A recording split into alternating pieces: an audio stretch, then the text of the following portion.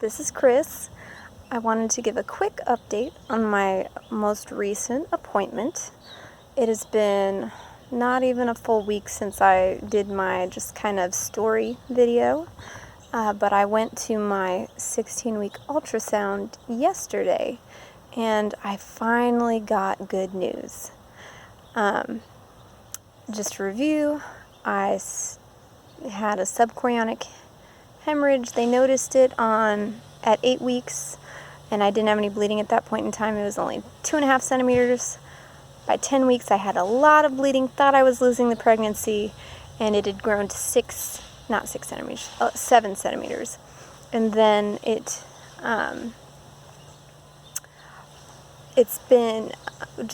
continued to grow. At 12 weeks, it was 10 centimeters, and since 12 weeks, for a month, it has been sitting around 10, 11 centimeters each time I go in. Now, there are 3 numbers usually each time, but I usually just focus on the longest one because that's what the doctors tend to focus on. So 10 and 11 have been my longest measurements of my subchorionic hematoma. The other complication that I've had is at 12 weeks, when I transferred to my high-risk doctor, they recognized that I had, with their higher quality ultrasound, they could tell that I had a 1/3 placental abruption. It was, I guess he calls it chronic placental abruption because of how early it is, and it was stable because there's a clot underneath it. And then I have a subchorionic hemorrhage right on the side. So I'm not sure if my abruption happened at 10 weeks and maybe that caused the larger hemorrhage or what. I still don't know. It's a mystery. But yes, so every week I've gone in and the news has been the same the whole time, that my hemorrhage hasn't shrunk or healed or anything, and thankfully my placental separation has been staying the same. But every week I've been told you're still at 50-50 odds of losing this baby with the placental separation, and they had me on strict bed rest and pelvic rest for a month, and I was on modified bed rest for 2 weeks before that. So I've been on bed rest for a month and a half now. Anyway, so yesterday was my appointment, and they looked at the baby again, and the good thing is my baby's been growing right on track. Looks great, my baby. But yeah, every appointment up to this point, it's kind of just been disappointing because I keep hoping it's smaller and that it was getting better, but it wasn't smaller every time, and it was kind of the same. And so it was just like feeling kind of like a time bomb, like, am I going to lose this baby any day? Like, I just didn't know what was going to happen. So anyway, at my appointment, once again they took the measurements. They're like, everything's measuring the same. So I'm waiting to see the doctor, and I'm just figuring he's going to say the same thing, that we're kind of just in the same spot. But he calls me back and he says, "Good news today." I'm like, "Good news? What are you talking about?" And he was saying that, yes, because I was saying, it looks the same size. What's the good news? And he said, it is the same size, and that is good news. He said, at this point, your hemorrhage has not grown for a month, and your placental abruption has not grown for a month at least.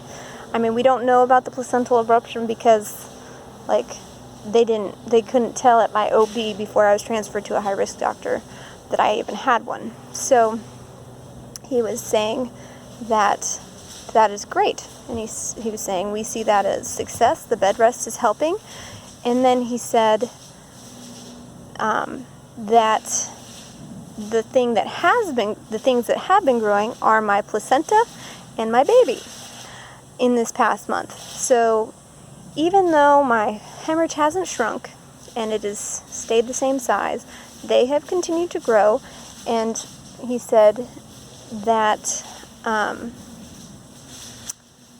my placenta is now only 10% detached because of the continued growth of my placenta. So now it is 90% attached, and everything that is attached looks healthy.